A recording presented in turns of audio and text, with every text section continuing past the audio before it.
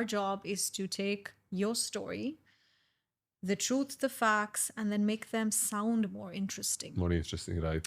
So it's just learning what is it that makes this person or his business or her business special, different. What's your USP? What sets you? What's your vision?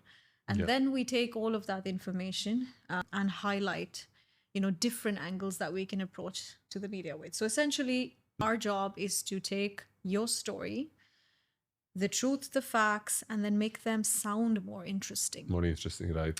For something that a reader, a viewer would enjoy listening to. Okay, so what is the way they decide to take you on?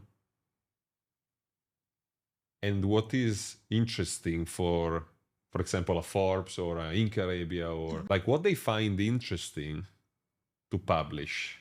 How do you make them interested in a story? So a lot of factors, Fabio, influence that. Forbes is a very different segment compared to Vogue. It sits in the business sphere. They're very big on numbers. So if you can go to them with the P&L of a company, a figure, a number, a fact, they would pick it up if it's a funding story. It's a business success.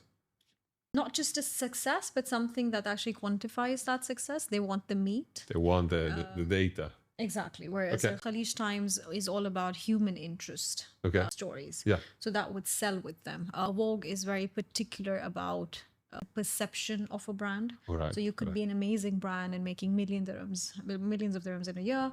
They wouldn't care unless their perception doesn't align with their brand's perception. Right. So us, our role essentially is to understand what every media publication stands for, what kind of content, where their positioning is, and how can we find a way to fit our client. Yeah.